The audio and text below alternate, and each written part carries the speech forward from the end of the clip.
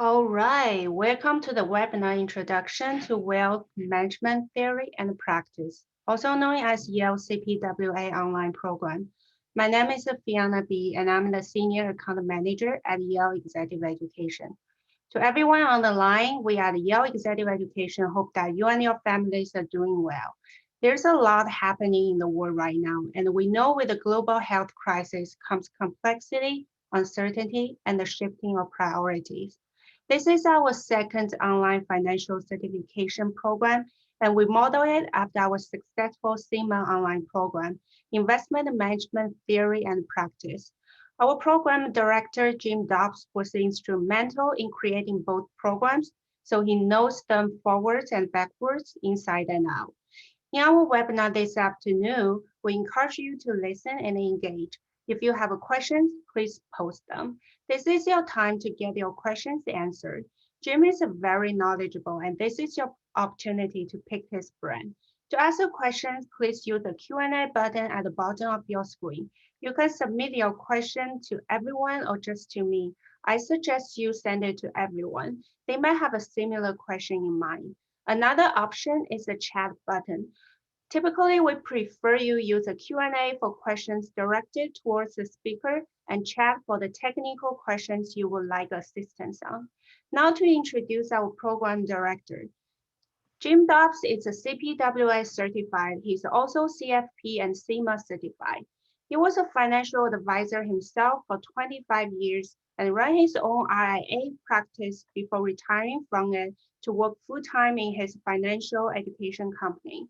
Jim has worked with the different certifying bodies and universities for the last 17 years, helping build and manage financial certification programs. More importantly, though Jim has had extensive experience with the Investments and Wealth Institute, formerly IMCA, he personally helped create the CPWA certification and has served the IWI in many roles, including as chair of IWI's Technical Advisory Board. Jim directed and taught in the classroom version of the CPWA course for many years and has now partnered with us to bring his experience and enthusiasm to Yale and in turn to you. You will see he's a passionate guy, he's committed to success, and he measures his success based on yours. So let's welcome Jim Dobbs. Well, thank you very much, Fiona, and welcome everyone. Can you hear and see me okay, Fiona? Yes. Wonderful. All right, so as Fiona mentioned, we're just going to kind of walk through a little bit about the certification, but we're also going to talk a lot about the course, because once you decide that you want to go for a CPWA certification, then you need to figure out the avenue, the path that you're going to take to get there, and you do have a couple of choices. So we just kind of want to show you kind of from the inside out, if you will, the Yale CPWA program, and that way you can kind of consider if this is the best route for you. Now, it's going to probably take about an hour, depending on the questions that you guys have. So I encourage you to, whatever you're thinking, go ahead and put it out there. If it's, ultra personal, like, will my specific background qualify for the 5-year experience requirement? Those kinds of things, you'll probably just want to shoot me an email. You'll see my email pop up a few times in this presentation, and then you and I can kind of just kick that around on your personal details by ourselves. But really, other than that, feel free to put it out there, and Fiona will stop me a few times along the way, and then we'll probably at the very end, if we haven't gone over, or maybe even if we have, we'll just keep answering questions if you guys have those. Here's kind of a quick outline to look at where we're going with this whole thing.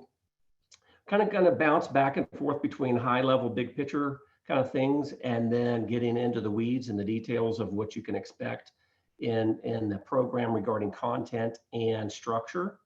And then all of this, of course, is just trying to help you determine, is this certification the best for you right now? And is our program at Yale the best way for you to move towards certification? All right, so here's the most recent core topics list. Now, this is very high level. If you want a copy of the most recent multi-page version of this, just shoot me an email, jim.dobbs@yale.edu. And again, you'll see that email a few times here as I flip through the slides.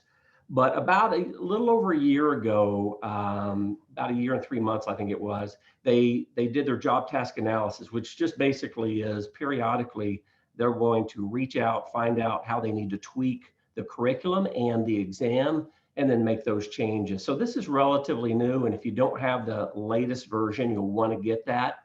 Last thing you want to do is be studying off the old version. Now, if you're in our program, obviously you'll be studying the right version, but if you need that, just shoot me an email. Happy to send you that and some other information on the program as well. As you can see, the first part, human dynamics, is kind of more the social interaction, emotional, behavioral, psychological, even elements of wealth management. And then we get into the more normal, what you would think of as like technical content, tax, investments, retirement, or risk management, asset protection. Then we kind of get into the legacy or transfer issues with charitable estate. And then we kind of finally wrap up with specialization. So when you're dealing with those executive clients who have 8 or 10 or $15 million in executive stock options or concentrated stock positions after exercising, those kind of things, you know, planning to help your clients who are about to sell a 5, 10, $20 million business. Not so much to actually make the calls on specific recommendations in those cases, but to be able to work with the attorneys and CPAs that are on the team. And then retirement management. And retirement management's a good example of where this is a little different than CFP. Well, first of all, as you probably read before, this is a much narrower curriculum than CFP. CFP is really, really broad, covers a whole lot of content. I'm a CFP designee myself. Has a great certification, but it's a bit more foundational, at least in most programs as they teach it. This is targeted for those of you working with high net worth clients. So let's say high net worth is not investable assets, but net worth of $5, $10 million up, not to get too precise on that range or that number. And so we really just want to drill really deep down on the challenges that are oftentimes unique to the high net worth client, and then a myriad of possible solutions for those high net worth clients. So retirement is a good example of where, you know, for most CFP designees working with clients, it's about accumulation, right? What's my number? How do I get there? How much do I have to save? How do I need to invest, et cetera, et cetera. But with retirement management on the high net worth side, a lot of this is about distribution. It's not about they've got enough or they're going to have enough. It's about how are they going to spend that from a tax perspective in the most tax efficient means available, and then how are they going to take that down to the next couple of generations. So it's a bit of a different focus for the most part in retirement. All right, now that being said, let's do a quick certification comparison, and we'll stop for a first round of questions. Don't want to spend too much time here, but I did want to kind of hit some highlights and compare CPWA to CFP and a couple of other biggies. And by the way, I'm just one guy, but I think there are only a handful, maybe 7 or 8 at the most, that are really, really excellent financial services certifications out there. Most of what is out there is doesn't mean don't take it. It just means either the content is not thorough or rigorous, or the designation as a whole is not really regulated or managed in a tight way. So one of the reasons we're doing SEMA CPWA is they're by IWI, and obviously they take their certifications very seriously, just like CFP Board and CFA Institute, for example. So as we already kind of talked about, CPWA is a deeper dive than CFP. So it doesn't cover as much material, and that's one of the reasons why CPWA candidates can, not always, but can get through this faster than some people take to get through CFP. CFP is about 18 months. You can get through it faster. You certainly take longer, depending on a number of things. But CPWA, for our students, once they get engaged and actually start their study routine, 6 months is very normal for most of our students.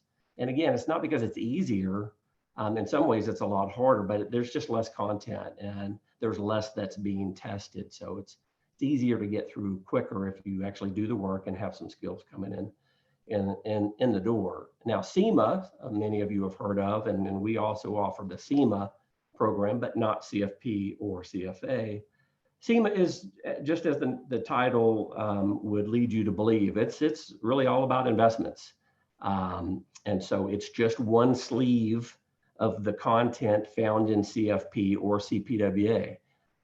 So for those of you where, well, they're all important to me, but man, investments is really my core focus right now, or it needs to be, and that's where I bring in the most revenue.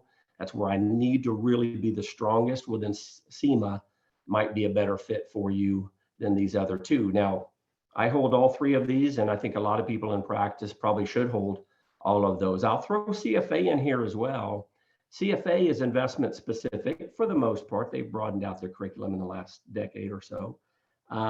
But it's a super deep dive, especially on the technical and on the quantitative. So I would certainly recommend any of you who have ideas or plans to be institutional money managers, be the fund manager of a mutual fund or an ETF or a privately managed account, then I think CFA is right for you. If you think you're going to be scrutinizing financial statements on a regular basis to analyze a security, equity, fixed income, whatever, and determine whether you're going to buy that for the fund or the investment pool or not, well, then I think CFA is perfect for that level of service in this industry. But for most client-facing financial advisors, financial planners, investment advisors, I don't think CFA is necessary at that depth. It doesn't hurt you, but I don't think you need to have the depth, especially on the technical side, on the quantitative side in terms of those financial statements, all the accounting that goes beyond that, behind that as well. So hopefully that gives you an idea. CPWA, CFP, CIMA, CFA, and clears it up a little bit. I did want to draw your attention to a couple of links as I go through. You're going to get these slides. Fiona will send these out in the next several days to a week. So you'll get these. You can always just send me an email for a copy as well. And this is a nice one because CPWA has not been around as long as those other three. And so this is a nice page, and they've got links and some research, including by third parties, within the Investments and Wealth Institute's web page or website. So I think this is good. Who is a CPWA? How long have they been in the business? Where do they come from in the industry?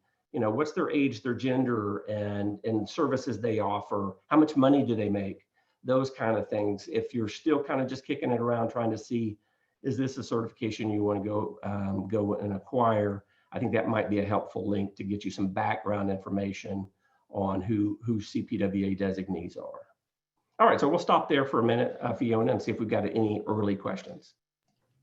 Question from David. Is this one test like the CFP, or is this testing more like college along the way?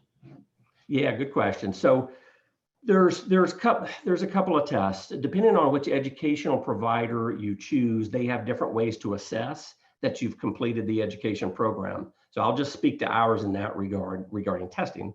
And that is, we're going to give you a series of more like shorter tests, not exams. As you move through the 11 content areas, we're going to test you after each one of those. And you can take those tests repeatedly if you need to. It's just really meant to show that you're following along, you're paying attention, you're doing some work as you move through the course element. And I'll break down the course versus the test prep in a little bit. The big test, however, like CFP that you referenced, is what they call a certification exam. And all of these have certification exams, CPWA included. Once you pass a registered education course, and that scheme is like the CFP scheme where you do have to do a registered education course that qualifies you to sit for the certification exam. Same deal on CPWA. You pass the Yale course, you are now eligible to take the CPWA certification exam. We'll talk a little bit more about the specifics of that exam in a little bit. Good question. I have another question about the CIMA. Like, they want to know how long does the CIMA certification typically take? Yeah, it's 6 months or less for our students. Can't speak for the other programs. 4 to 5 months is very normal for CIMA. Again, shortened curriculum, not as much. Now that one is a little different, and I'll just give this one point of distinction between the two, and then you and I can talk offline if you want to talk more about CIMA. CIMA it's not heavy on the math side compared to CFA, but it is heavy on the math side compared to CPWA and CFP. So there is a fair amount of math. It's not super challenging, but that depends on who you are and what your math background is. CPWA, on the other hand, and this is an important one to bring up kind of right up front, is it's tax heavy. CFP has a lot of tax in it, but CPWA really has a lot of tax in it from a percentage standpoint. So for any of you who are outside of the US on our webinar today, or you work predominantly with clients who are not US citizens, who are not subject to the US tax code, then CPWA in all likelihood is not the right certification for you, because you will spend, I was going to say countless, it won't be countless, but dozens, many dozens to over 100 hours of the US tax code as it applies to clients with high net worths in the CPWA program. So if you're not working with US citizens as clients, I just think there are going to be better programs out there, so you don't have to study a tax code that's not applicable to your client. So those are kind of the two big distinctions, CPWA and CIMA. All right, good question. Fiona, any others? Is specific feedback provided if you get a question wrong, or it's up to student to figure out what the error was? Yeah, good question. So at the course level and our test prep, it's a little different. I'll talk a little bit more about that in a few slides. But that being said, on the test prep, you're going to get one of two things or both. You're either going to get a reference to where to go in the slides, the lecture, or the readings, or you're going to get a full explanation. Look, sometimes it's just a rule, right? It's a rule of law. RMDs are a rule. So there's really no explanation to give you there. So we just point you back into the content because it's a rule. Now, sometimes it's a solution, an explanation that's more thorough. Some of them are over a page long because it's a calculation and it's a series of steps you have to go through to analyze the problem, and then go through a couple of calculations to get to your recommendation. So in those cases, it's going to be a much deeper dive on the solution. But good question. One last question. What are the ongoing certificate requirements? Yeah, for each of these, well, they're all different. CPWA and CIMA are very comparable to CFP in terms of what you need to do to maintain your certification. So every 2 years, you have a renewal cycle. And for CIMA and CPWA, it's 40 hours of continuing education credits, an hour's 50 minutes technically. And so we all have to do that. I have to do that as well to keep my certification going. And then I pay a fee, of course, because the organization doesn't work for free. They've got to pay their bills. So you pay a fee and to keep your certification up, and you do the continuing education. That being said, so I hold several of these, and I'm able to use, say, a CE webinar that I went to, or a journal article that had questions that were approved, et cetera, or go to a conference. I'm able to use most of the hours I get for any one of these for all 3 of them. So if you're like me and you hold these top 3, for example, I'm not doing 40 plus CFP is a 30-hour requirement. I'm not doing 110 hours every 2 years. I'm doing probably 50 hours or something like that because I'm getting credits across all 3 of them. So hopefully that helps a little bit there. Now, there is a document called the CPWA Candidate Handbook that's got all the ticky-tacky rules on how do you get in to this process, what do you do, what are you required to do to get this certification, and then what do you need to do to keep it. So I'd be looking for that, or again, just send me an email. I'll be happy to send that candidate handbook to you. I think it's like a 12-page PDF, something like that. Good question. All right, so let's keep on rolling here, and then we'll stop back for a few more questions and a couple of more slides. Okay, so I don't want to spend too much time here, but I do want to kind of highlight some of the bigger goals we have at Yale School of Management Executive Education for even delivering this program. The first is probably the most obvious, and that's just to cover thoroughly the core topics and knowledge statements in something called the CBOC, or the core body of knowledge is now what they're calling it, or some people call it the candidate body of knowledge. Some people call it the curriculum. Some people call it the detailed content outline. that name has been, all those names have been used, including by the organization over the years. So it's all the same document. Again, if you need the most recent copy, just shoot me an email. You can pull it actually off. There's a link to it on our website on the Yale CPWA homepage. There's also obviously buried in there on the IWI website. But if it's easier, just shoot me an email. I'll be happy to send that over to you. Yeah, so there are over 500 topics. That means a couple thousand subtopics. Okay, now we're starting to, it's not sounding so narrow anymore, Jim. I'll talk about how we want to reduce the clutter, if you will, in the confusion in test prep. But yeah, shoot me an email. Happy to send you that outline. Now, this one is the one that I'm probably most passionate about, although it is certainly the hardest to measure. We don't want this just to be theory and rules and law regarding, financial planning for your high net worth clients. We want this to be practical too. And so there are ways we try to measure, mostly through feedback from you. But our goal is not just that you have CPWA after your name for the next 5 or 10 or beyond years. It's, when you look back in a couple of years and you say, what was the value of earning that certification, especially going through the Yale's program? It's definitely that you'd be able to say, wow, I was really able to turn the corner in my practice, or at least in certain areas, get to that next level, take my practice to the next level.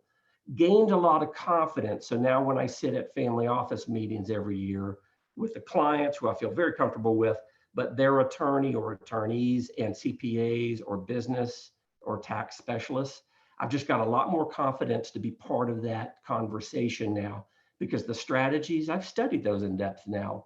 When the CPAs and attorneys start throwing around the jargon, I know pretty much exactly where they are. And so that's really a key objective that we have in this program. And then finally, also pretty intuitive, I think, is just to help you get ready for the CPWA certification exam.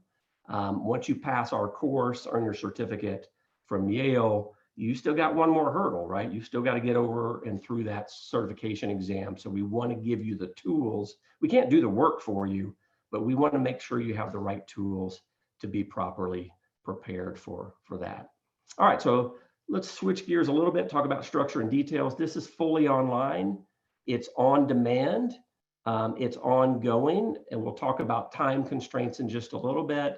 But you can, whenever you're ready, you will apply for candidacy. We'll talk about that process and move right into our program. That being said, kind of tip number 1 for the webinar, don't start until you're ready. So like if you have a heavy tax practice right now, and first quarters of the year is always just kind of a little bit more stressful, and you've got more responsibilities, pressing, then I wouldn't start it now. I would wait till we get past April 15th or whenever it frees up a little bit for you. That being said, you might also consider, when you look at your practice, now having been in practice for a long time, I fully realize that in terms of clients, I could kind of predict workload, but things happen all the time that are just totally unexpected. COVID's a great example of that. So I do think you want to look out in the future, the next 3, 6, 12 months, and ask yourself, okay, when I look at my practice and where I am today and what I'm doing, like bringing on new clients, for example, is this going to be, there's no perfect time, but is this going to be a bad time for me to start? Because once you get going, you're going to be wanting to spend about 10 hours a week in your studies. And so you don't want to pile on if you're super, super busy and it's just not going to free up for a while. So I think timing is really important. Everything's on demand and it's asynchronous. So you move through as fast or slow as you want to. The last thing we want to do is have you in specific cohorts to where you're slowed down because the others in your group are just going slower than you would like to go, or the reverse. Maybe you're a little slower and or more diligent, and you got people moving really fast. If they're in your group, that could be stressing you out, putting some hurry on you, and we don't want that. So it's meant to allow you to get in there and move through at the pace that works for you from a study perspective, and then also, in terms of what goes on in your practice and in your life. And I don't think I even have to explain any of that to you, given what we've all dealt with in the last year with COVID. Yeah, so you're going to study whenever and wherever you want. Everything's downloadable. You can copy, save, print. Just don't share that with anybody. That's the Yale policy. I mean, if they're not students of this program, they shouldn't have access to the content. They didn't pay for it, you did. So, but that gives you flexibility. You really don't even have to be online other than taking our test questions, for example, because that's a required component of the course. You could actually just download and save or print everything else. You wouldn't even have to be online to be studying. All right, let's talk about a biggie here, and that's time expectations. Now, this is going to vary, as you might imagine. And we've been doing this for a while. I've been doing this for a very, very long time, and I haven't seen everything, I'm sure, but I've seen a lot. 200 hours total is pretty normal, maybe 250 on the high end of average. And that's everything from logging in your first day and getting started in the course, watching videos, etc., to taking and passing your certification exam. So I think 200, if you want to be conservative, say 250 for the mid-range, if you want to think bell curve, the mid-range of our students at Yale in that regard. That being said, because of the asynchronous nature that we've created and that you can get through as fast or slow as you can, we have students that knock out CPWA in less than a month. I mean, literally less than a month, far fewer, I'm sure, than 100 hours. And they've plowed through the whole course, studied for, gotten prepared for, and taken and passed the certification exam. But on the other side, we have students that will tell me 6, 7, 9 months, 10 months later, Jim, I've been working this thing for a long time, and I keep a log, a pretty good log, and I'm 600, 700 hours into this thing, and I still don't feel I'm ready to take the test. So it really varies based on a number of things, as you can imagine. Existing experience, right? There's a 5-year requirement to even become a CPWA. Now, quick note on that, they've changed policies recently, so I think this is important. You can now start the CPWA certification process before you hit the 5-year mark, right? So you're at 3.5 years, whatever, 1 year, 2 years. You can start the process, go through everything and pass the cert exam. So you've completed everything except your experience requirement. So you just wouldn't be able to use the marks, CPWA, until you hit that last hurdle, which is your 5-year mark. So anyway, but that can certainly have an impact on how knowledgeable somebody is in these areas. We have 20 and 25-year veterans in our program as well. So that's going to make a difference. Existing knowledge of the technical details, I'm thinking trust. So even if you went through CFP or CHFC, nice foundation, not required, but nice foundation for CPWA, you at least studied trust to some degree. But now we're going to go through about 24 types of trusts and really nitpicky detail, including tax ramifications. So if you've never even heard of an ILET or a CUPERT or a reverse any of these trusts, there are several of those, or a QDOT or a CLT or a CRT, if you've never even heard of those things, you're going to have some catching up to do with the others, because it's expected that you at least have a foundational knowledge of those. Again, this is actually an intermediate to advanced level program. Test taking skills, study habits, all important in terms of where are you going to fall? Is it 200 or 250? Are you on the right side of the bell curve or the left side of the bell curve? So hopefully that gives you a little bit of an idea of what we see with our students. But again, the bottom line is, hey, look, you can take as long, well, there's a caveat to that, but you can take as long or go through this as quickly as you want to and or able. All right, let's talk about a couple of other things here, and then we will stop for questions again with Fiona. All right, so program tuition, I think you probably all know this. This is up on our website. It's also up on the IWI website. $69.95 if you're already an IWI member. So for example, I bet you there are a number of people on this webinar and you're already a SEMA designee. And so if you're a SEMA designee, you're probably, it's not mandatory, but you're probably also a member over there. And then so your price would be a little bit lower. If you're new to the process, it's going to be $73.90, so $7,390. Now that includes everything. That's your candidacy, that's your background checks by IWI, that's your testing fees, Yale testing, yes.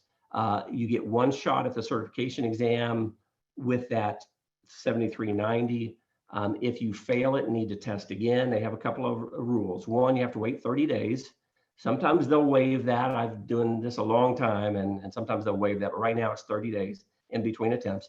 And it's about between $200 and $300. It kind of varies on retesting fees. And sometimes they waive those for different reasons, but that's all included. All of the Yale course material is included, including our test prep. Now, that being said, real fast, everything's online. We don't send out hard copies. As I mentioned before, you can download and print what you want if you want hard copies, but that's completely up to you. We've made it flexible enough to allow you to do that, but yeah, all the content is online, and that's all covered in that fee. All right, I did want to mention this because they still have it going. They started this last year, and they've carried it into 2021. And so I don't know how long it will last, but everybody ought to at least take a look at this. If you're looking at CPWA, they have it for SEMA too. Go to their scholarships page at IWI and just see what the criteria. I think there are still 4 or 5 different kind of big picture criteria that could qualify you for a scholarship. We don't have any at Yale right now, but IWI does. So go look there just to see if you might qualify for any of those categories. All right, ongoing enrollment. I briefly mentioned this before. We don't have any start and stop dates because we don't run a cohort model anymore. So it's just much better to be flexible. So we have ongoing enrollment. Whenever you're ready, that's when you start. All right, and then one of the caveats or constraints I mentioned before was you don't have forever. So I said you could go as fast or slow as you want. You can't really go as slow as you want, or you know, well, you wouldn't want to, but you can't go that slowly. It's 365 days. So when you come in, if you choose the Yale program, you have access for a year, basically. It shouldn't take anybody a year to get certified. It really shouldn't take anybody a year to pass the course. If you do, you've got a couple of choices. You can pay $2,250. That's the Yale fee to get access for another year. So obviously it's heavily discounted. So you can take that choice. If you've passed the course and you're just studying for your cert exam, I would recommend just download the study material. I mean, unless your company's paying or whatever and money's no issue to you, oh, sure, go ahead and just, you know, drop another couple thousand and have access to the platform. But you don't really, you're not going to get in that bind if you just get the course requirements done, which takes about 40 hours. I'll show you that in a minute. So those are your options for, okay, well, what happens if it takes me longer than 365 days? All right, I'm going to leave this one up and then say a quick thing about success rates, pass rates, those kind of things. And then we'll jump to the next slide and take some questions. So yeah, pass rates. These vary. There's no guarantee. You should know that. This is certification land. Certification exams are much more challenging than those series exams that we all took. Now, there are a couple of series exams that are really niche specialty exams that are a little more challenging, but think the Series 7. It was not an easy test, but that was definitely not a hard test. So these are more challenging than that. Those securities exams, for the most part, in my opinion, are recall and memory. So if you're paying attention and you have a decent test prep provider and a decent memory, you should be fine on those. These are harder. CPWA, CFA level 1, which is more analogous to this. CFA level 2 and 3 are different kind of tests. CFP, SEMA. These questions, they're not simple and straightforward always. And I don't think they're doing it to trick you. They're just trying to see how well you know this material. And just having memorized a rule or a tax law or know how to do a calculation, that's not enough. They want to see that you can apply that within a client fact pattern. So there are a lot of little client fact pattern questions on the CPWA exam, and you've got to think through and analyze information they give you, what's important, what's not. So my point is, it's a more challenging exam, and we've got to get you to that level. And that's why our material, I have no doubt, is more comprehensive than anybody else's. You're probably going to do more work in our program. And as you can see from the pass rates, that should pay off. Our pass rate's been really high, but again, we don't take it easy on you. As you've probably seen from our website, there are quotes out there, and we've got tons of them, where students say, hey, the practice questions and exam questions at Yale were actually more challenging than the certification exam. So we're gonna rough you up a little bit, if you will. We're gonna challenge you, but in part, we're just trying to get you ready for the certification exam. There's an old saying, And sports, it probably is also the same with musical recitals and that kind. We want to make practice harder than the game. So that way, when the game time comes and maybe we don't all perform as optimally because of the pressure, we're still going to be fine because we practice at such a higher level. All right, so before I get into the course itself and the content, the resources you'll be learning from, that kind of thing, Fiona, any other questions right now? Yes, are there any live lectures so they can ask questions as the content is presented? Yeah, good question. So on the where's my help, if you will, save that thought. I'm going to hit that in a little bit. We don't do any live sessions anymore. We used to, but hardly anybody showed up. Everybody wants to do it on demand. So everything is on demand, the lectures included. And so you will have access to ask some questions. We'll circle back to that, but let me, not quite spoiler alert, but this should be considered a self-contained and self-study program. But I'm going to tease you a little bit and get to your second part of that question in just a little bit. Good question, though. Yeah, we have 3 questions asking something about that 5 years requirement. So what's the experience makeup for the 5 years requirement? And what if they only have 4 years experience? And any possibility the years for the experience requirement could be lowered in the near future? Yeah, well, we have nothing. Oh, good. Let me work backwards there. Good question.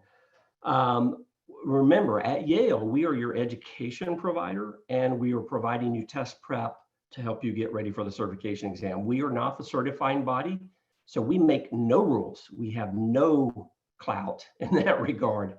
That your certifying body is Investments in Wealth Institute, IWI. So if they're planning to or thinking about adjusting the experience requirement, that's totally up to them.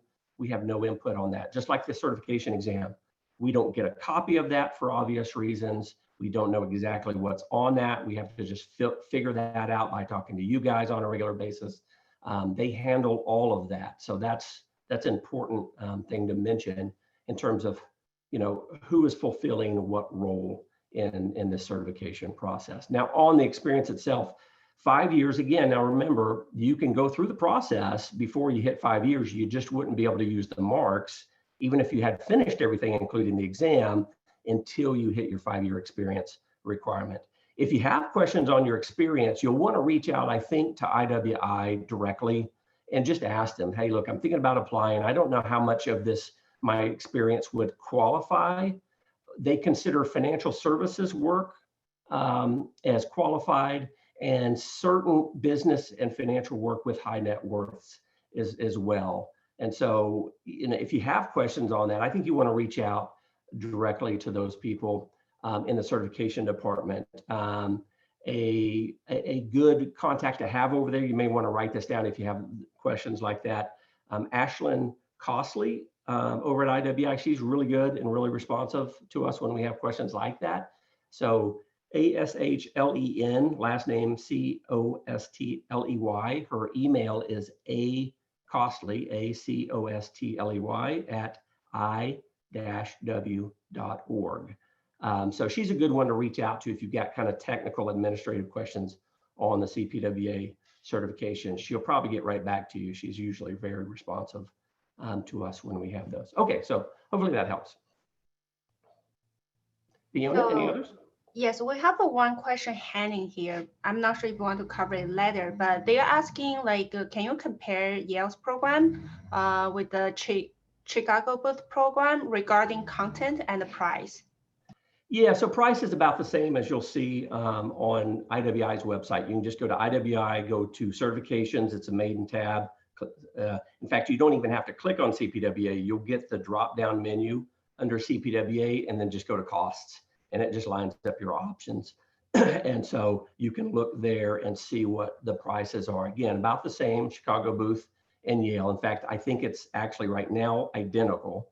And so in terms of the differences, the biggest difference, and it's not a difference now because they're kind of stuck, right? You got COVID. They've always been a traditional live in-class program. They're kind of having to scramble now because, well, like none of us are doing that, right? Nobody's doing pretty much, well, very few people are doing, especially on the executive education side, live in person in class. So what they're going to do is they're going to do a live but online kind of program. And that's what they're going to do this year and or until COVID clears up and they can start going back to in person. So I'll just say this, look, if that's the best way you learn to be in class, okay, I'm there, I interact with the faculty members, that's the way I've always done it, that's the way I prefer, or that's my learning style, then you'll want to do that. We don't do that. We are fully online. It's all on demand. You're out there getting what you need, moving fast or slow. I think one nice thing about having the videos on demand is Michael Kitsis, for example, teaches in both. So actually most of the practitioners teach in both programs. So there's not a big difference there. Obviously we use Yale faculty for that part and Chicago uses their own faculty. But when Michael Kitsis starts going into some really deep technical areas, if you're like me, I want to stop, and replay the last 5 or 10 minutes because he went really kind of fast and it's pretty deep and I need to make sure my notes are right on that. So I think there are some advantages there that a lot of you can appreciate. The other big difference I would say is just the comprehensive nature of our material, from the readings to all the practice questions, the slide summaries. You do get about 30 to 40 hours of lecture video, as you'll see on this slide, which is what you would have if you go to Chicago booth in person. It's just a difference. So the amount of lecture video is going to be about the same, or I should say lecture. We'll have video, they'll have live in person once they go back to the normal scheme of things. I think we're just going to have a lot more content. And that being said, I think you are going to work harder. You're going to work more in our program. So for some of you, maybe that's not attractive. I'll give you that. But I think those are a couple of the big differences. Good question. That's it. Okay, let's keep rolling along here. So in terms of the course itself, and we've talked a little bit about this, but let's just nail a few things down. So about 40 hours, you see the little approximate. You're going to go into our education course first. We're not even going to release the test prep to you until you complete the education course.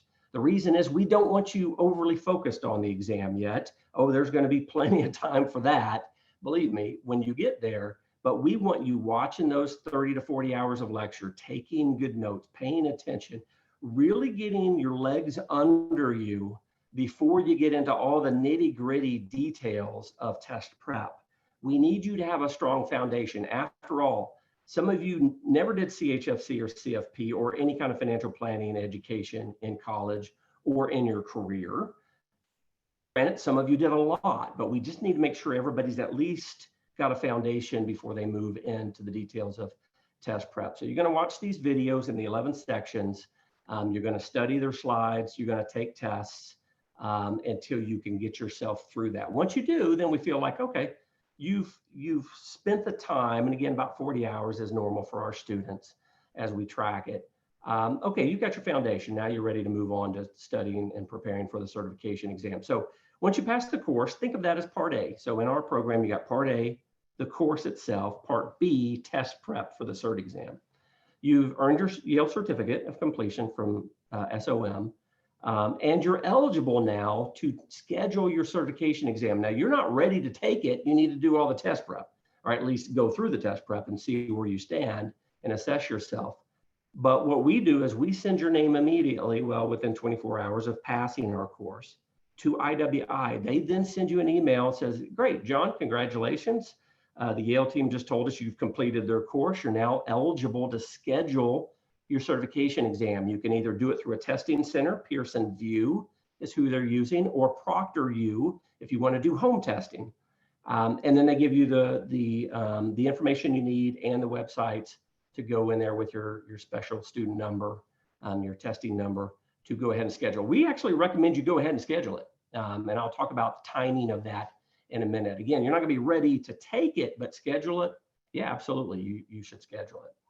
And then the test prep material automatically opens up for you once you pass your 11th test, which means you've passed the Yale course. Now let's talk about the test prep. So this is part B, right? You did the course, passed your 11 tests, boom, part A is done. You're into part B. It's all about the cert exam now, right? So let's just really talk about the details and what you may and are probably not going to see on the certification exam. Now, again, it is a bit of guesswork as we just talk with students.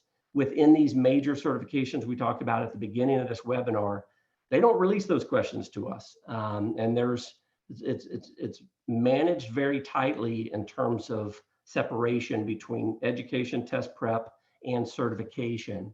But in talking with you guys, we kind of know more what they're testing these days and what's less tested. And we know the level of difficulty having done this for so many years.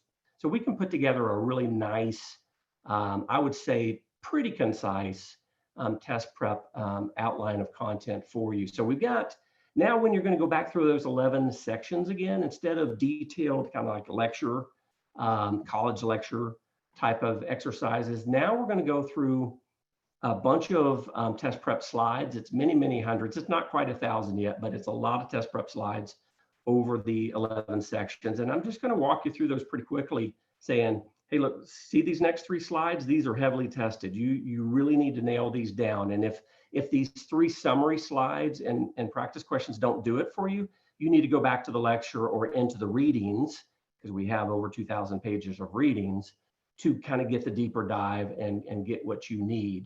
And then see these next 2 slides? It's right here in their content outline, but for whatever reason, they just don't test on this very often, or I've never heard them test on it. So you're going to put that in your low probability list of inventory, if you will, as you're going through these 11 sections and the 500 topics. So we just want a way to kind of cull it down, right? 500 topics, a couple thousand stuff, that's a lot, especially to try to do that in 6 months or less. So we just want to give you a way to manage that really well and just kind of be as efficient as possible. We know you guys are busy. Most of you have very busy practices and lives outside of this. And so we want to help you out in that regard, even though, of course, we don't know exactly what's on the exam. We got, now over 1,000 practice questions, which is kind of nice. I don't think you need many thousands, like in CFP land, I remember. I mean, there were like literally thousands of questions, and I could go by 500 here, 2,000 there, whatever. The thing I didn't like about that is a lot of the questions weren't any good, or at least they weren't very helpful. They were either too basic, or they missed the mark, or they were just written poorly. There was just a lot of problems I had. Now, I'm a bit more anal retentive on the test prep side. That's probably why I do what I do now. But I care more about the quality of questions than the quantity. So if 1,200 is the right number, great. If 700 is the number, that's great. The quality of the questions in helping you get ready is way more important than the quantity in my mind. So we're now in our 4th year here where I feel very, very good about where the test prep is, including those practice questions. And then we have one last final certification mock exam for you. But that being said, with 1,000 practice questions, you've essentially taken many mock exams and going through our practice sets before you even get to our one last final mock exam. So we actually used multiple mock exams in the early days, but we found that students didn't prefer that actually. They wanted the mock exams broken down into section and maybe just have one final mock exam. Maybe it might be a little bit overkill, but go ahead and have one mock exam set up just like the real certification exam is. So anyway, didn't mean to go into that much detail, but needless to say, pretty comprehensive in that regard. The one last thing I want to mention on this slide, and then we'll go to the next slide and answer questions, is 30, 60, 90 day. So we have these sample study schedules. When you come out of the course, you should at least have a pretty decent understanding of how you did at the course level. Oh, that was surprisingly not as hard as I thought. That was like literally mostly review for me. Okay, well then you might want to jump on the fast track and follow the 30-day schedule to get through all of those content areas, including the mock exam, and get ready to take the exam in 30 days. Go ahead and schedule your exam for 30 days out. Or if you're on the other side of that, you might be like, whoa, that was some serious heavy lifting. This is probably going to take me longer. I'll just try for the 90 days, knowing that I might even need to push that out. I'll go for the 90-day. And I think it's wise to do that, even if you think it's going to take you more than 3 months, because it gives you something to shoot for. It gets it on your calendar, and it just kind of gives you some motivation, hopefully, to kind of keep plugging away, keep going at it. Or if you're not sure, just go right down the middle, go for a 2-month kind of a 60-day target schedule. You can jump in and out of those schedules at any time. They're just, again, they're broken down by week and actually down to the hour on how much time you might then spend in each of the sections based on amount of material tested and the difficulty level in those areas. So tax and estate, yes, they're bigger sections, but they're also more challenging for most students. So you're going to spend more time in those weekly study schedules in those areas. One other quick thing to mention on scheduling your exam right now, there's no penalty or extra fee for changing your exam date, other than you have to give them at least 24 hours notice. So that's awesome. So I say you just pick an aggressive date, put it on your calendar, you get it scheduled, and then at some point, if you need to slow it down or speed it up, you can do that. You just reach out as long as you do it a day before you're supposed to test, and you can change your date. So I think the flexibility there in terms of testing is pretty great. All right. I'm going to leave the calculator policy up because that's a lot of words. I'll let you read through that as Fiona's throwing out to me any other questions that we've got.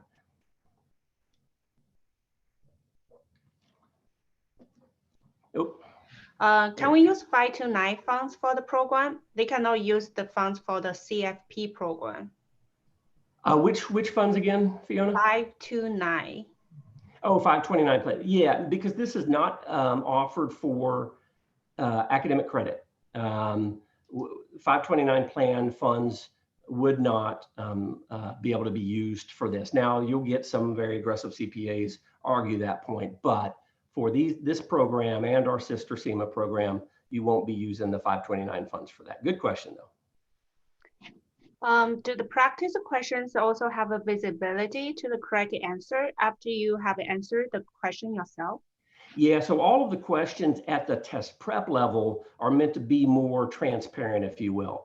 Every time you take a set of questions over there in the test prep area, you'll be able to go back and see the questions that you answered, what you answered. And actually, if you took a practice set, so there may be 6 practice sets in the tax area, and there's anywhere from 10 to 30 questions in each set, depending on the subtopics.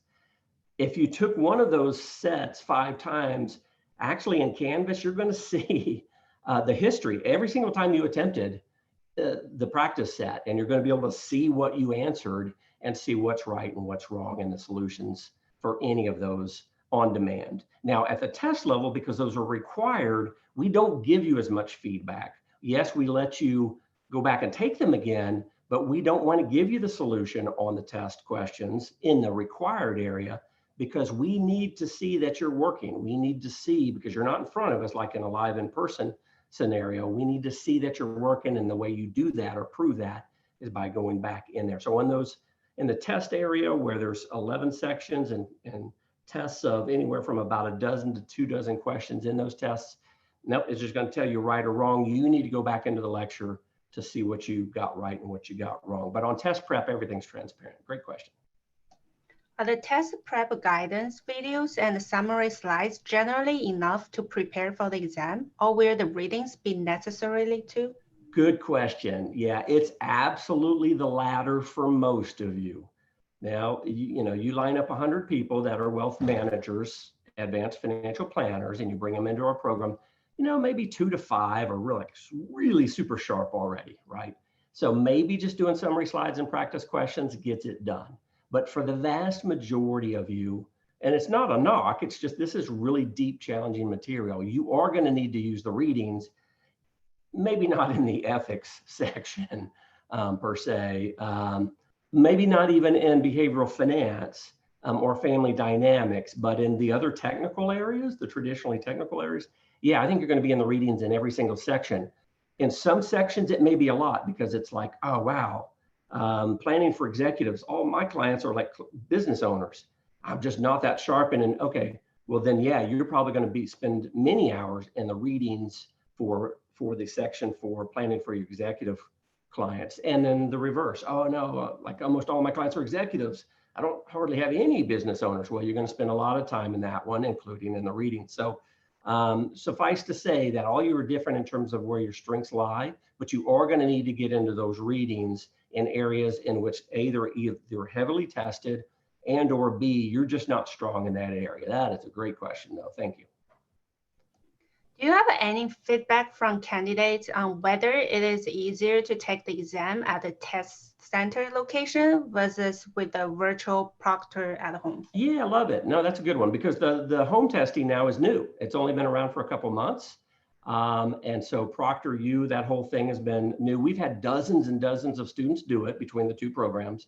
I think the caveats are these. I don't think there's anything wrong with doing the home testing, ProctorU. I wouldn't hesitate to do it myself, but here's what I think you should consider or know. One, the bigger issue is because you're going to have a proctor reach up inside your computer and take control of part of it. Well, you're certainly not going to want to do that on a business computer. I mean, like your firm. I'm sure it's against policy, and they probably wouldn't even let the proctor in, with the gating that they have.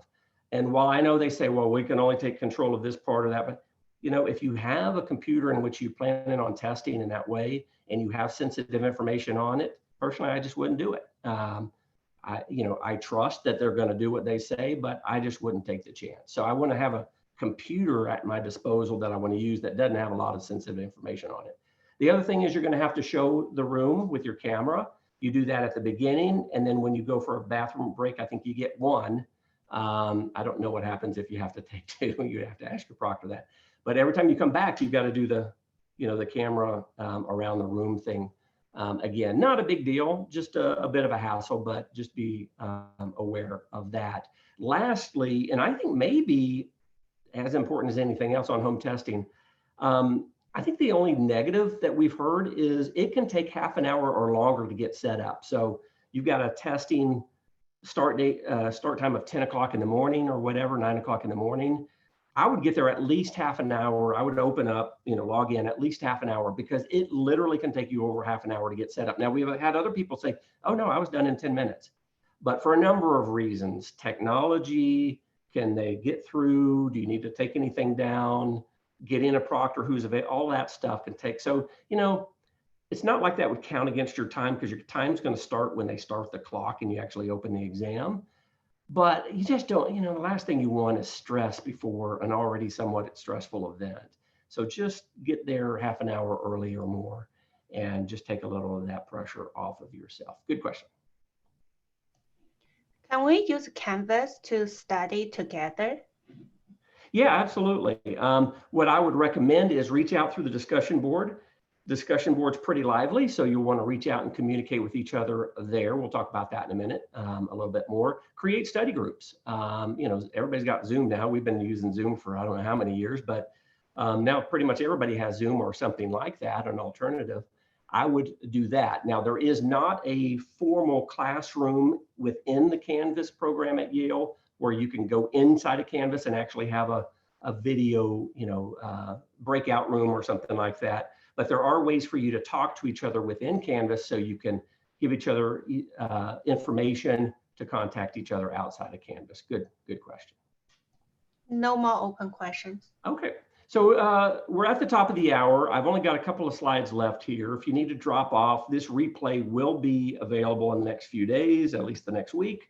And you'll just go under video recordings on the homepage, and that's where you'll find the latest version of this webinar. But we'll just keep plowing through. I think y'all are asking great questions, so keep them coming and we'll just keep going. I know I can stay at least 15 minutes late. Fiona said she could too, so let's just plow ahead. You've had enough time to look at this now. Most of you probably already have a financial calculator. Couple things. If you don't, go to this website, tvmcalcs.com at the bottom. It's a great tutorial on about a dozen of the most popular financial calculators. I would choose one of these three personally. Those are the most popular in our program. I think those are the easiest to use. I would not use the 12C. I actually use the 12C, but even though they've got a special platinum edition or whatever, the learning curve's just too hard there. It's a great calculator, but I would stick to one of these three. And the cool thing about this website down here is once you pick your calculator, or if you've already got one, just go there. He goes through about 15 examples of kind of like the most common uses of that calculator. Calculate future value, calculate annuity due versus ordinary annuity, calculate internal rate of return because you've got uneven cash flows or whatever. So just spend an hour refamiliarizing yourself with your calculator. I think that will pay dividends when you get into your course. Now, the other thing I want to mention on calculators in this particular certification exam, you're probably going to use your calculator, well, over a dozen times for sure, but actually you could have a regular calculator for most of those. I think the necessity for a financial calculator on this particular exam, CPWA exam, is probably half a dozen times that you're actually going to need to have those inputs. Otherwise, doing it out by hand would just take too long. So it's not a, it's not, I mean, you need to have it. Don't think about taking this exam without it, but it's not like, oh yeah, 20 questions are going to be tied to your use of calculator. That's just not the case. All right, so we talked a little bit about where's my help before, but let me just kind of nail this down for you and make it as clear as I can. Again, you should consider this course to be self-contained. You don't need anything else of this to be successful, but it's also self-study. You need to be able to do most of this on your own. We haven't priced this for academic credit, and we certainly have not put it in a degree program. So the access to faculty is not going to be anywhere near the same as if you were paying and going through the scrutiny to get into a program like that here at Yale. So we've got a number of orientation and best practices, notes and videos, mostly by me, having done this since the beginning, as Fiona, I think, said at the beginning. Yeah, they brought me in to actually create a certification out of a certificate program they had. So I've been at this from the beginning on CPWA, and where you might get tripped up, either just in practice or on the exam, not all, but most of those are fairly obvious to me. So we can get ahead of that with notes and videos and guidance along the way through announcements and other things. Now, in terms of, I forgot my login, or man, this video just doesn't look right, the visual or whatever, you got access to a couple of different resources there. From a technology standpoint, if you're having trouble, maybe a firewall is blocking some of the content, or it just shouldn't look that way. Well, you'll go to the Canvas Tech Help, and by phone, email, or live chat, and that's 24/7, you get those issues taken care of. If it's administrative, like I think I mentioned, I forgot my login, I'm sorry to say, or I need to reset my password or whatever, then you're going to reach out to Yale and Dobbs education staffs who are working normal hours. So it's Monday through Friday, 8 in the morning to 5 Eastern time, to take care of those kind of issues. Now, but let's also talk about content related help, because I think that one's very important.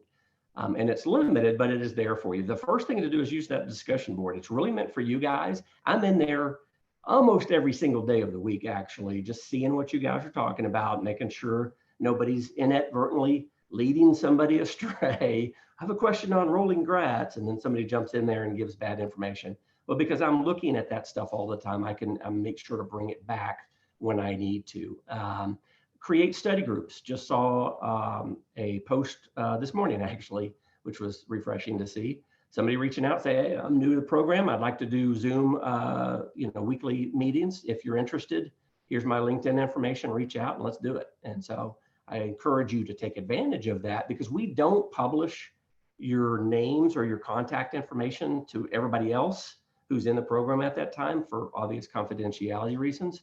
But having the discussion board there is wonderful, because you can reach out and just say, hey, look, this is what I'm interested in. Reach out to me this way or that way, and get it done. And then finally, but very importantly, you get some what we call lifelines now.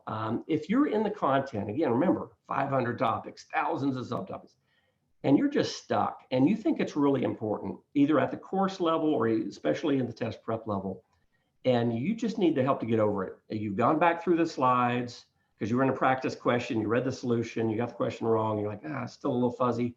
Go back into the summary slides. Okay, that helps, but I'm still a little fuzzy. Go into the readings. Okay, it's just not coming together for me. Then you want to reach out to me, and you do that by email. I want all of our correspondence regarding content help to be in writing. That way you can put it in your study folder, because if you're like me, 2 weeks later, let alone 2 months later, I would totally have forgotten what I didn't understand. And I certainly wouldn't probably remember how you helped me get, over that hurdle. So I want it to be in writing, especially for your cramming for the exam at the end. You've got a list of anything that we talked about, and you can kind of go back and clean up your knowledge in that way. So you get about 12 of those. It's not an exact number, But as you get closer, I'm going to remind you, hey, you're getting close. You may want to save a couple towards the end or whatever. So that's your lifeline. If it's really important, you just got to get some help. That's the way you're going to do it. Now, study plan and strategy is different. I'm always available, even if we need to do it a few different times while you're with us. We can do that by email if that's your preference. My preference is by phone. That one's easier just to kind of talk through. And I just want to make sure that your study plan, from the timing, how long it's going to take, and what you're studying when, I just want to make sure it's reasonable. I don't want you to be set up for failure. So I want you to have a good study plan and to know that that's the right study plan, that will work. That way, all you got to do is plug in your attention and put in the time, and then just focus on the content. That's enough. That's all you need to be. That's plenty. That's all you need to be challenged or charged with. So if you ever have questions on, am I studying the right thing, the right level of depth, etc., you just let me know. We'll hash that out by email or even phone call. Just want to make sure you know you've got a good plan. All right, so that's your help. But again, as you can see, you need to be pretty autonomous to be successful in this program, and we've got it set up that way for a purpose, and most students do very, very well, as you know from the numbers I showed you earlier. All right, I'm going to let you stare at some of the faculty. This is about half the faculty for this particular program, some really, really brilliant minds, both at Yale and in the practice of financial planning and wealth management. But Fiona, what do we got on questions right now?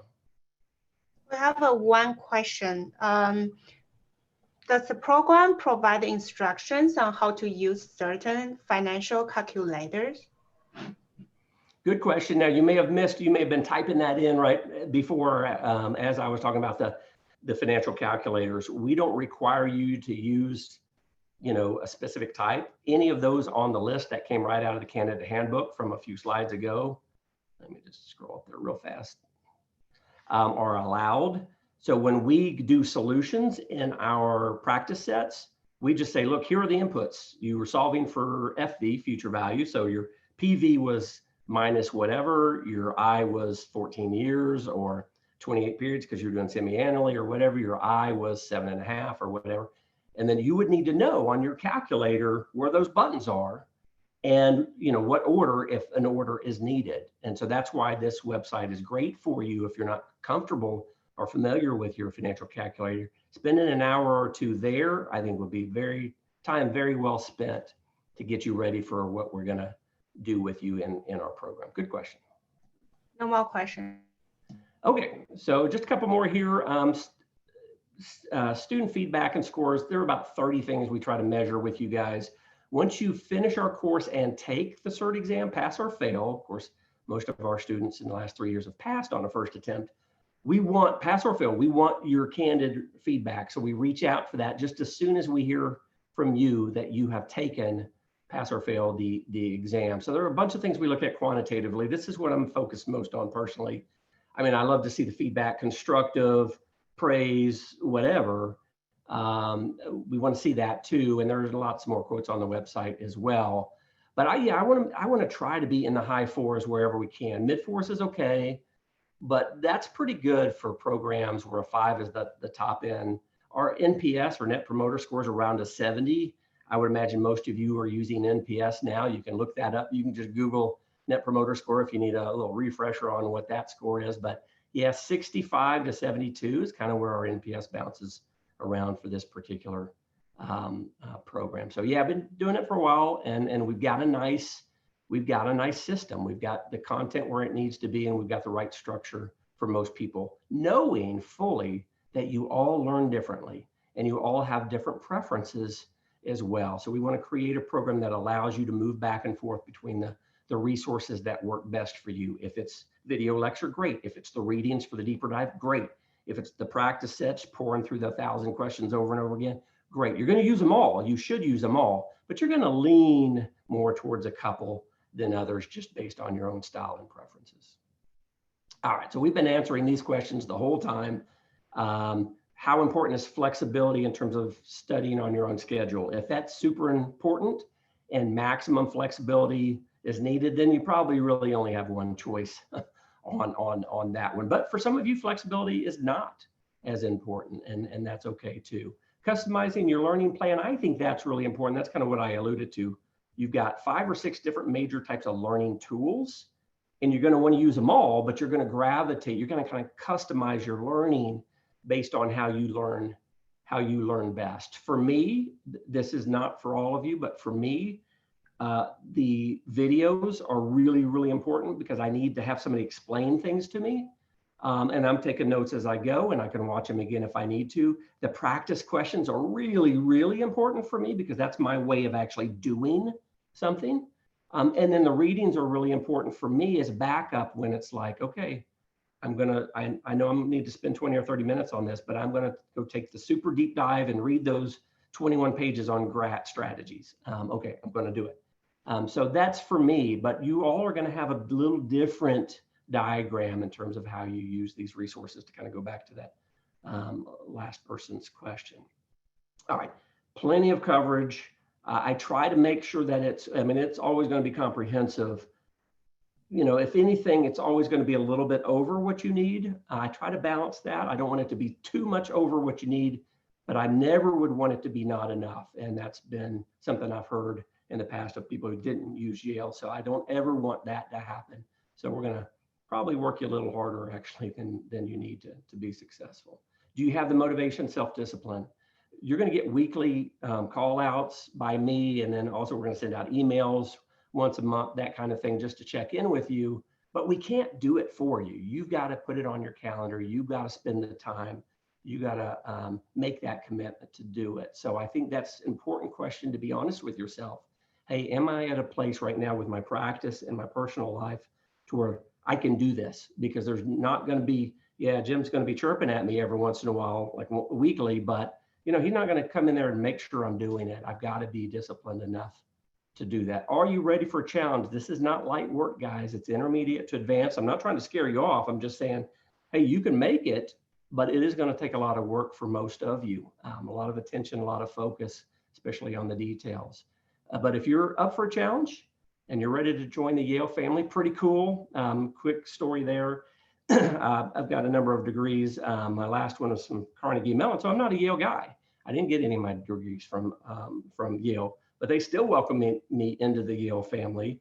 And you'll be able to use Yale in your bio, in your CV, in your LinkedIn, as long as you always tie the program that you went through with your Yale affiliation, then you're good to go. Not all schools do that. So I think it's pretty great that Yale extends this beyond the traditional formal degree program. So if Yale's been something you've always wanted to do, well, hopefully here's your opportunity. All right, when you're ready to enroll, you can do it 2 ways, either through our homepage, the SOM Yale EDU Wealth Management, or you can just go to IWI.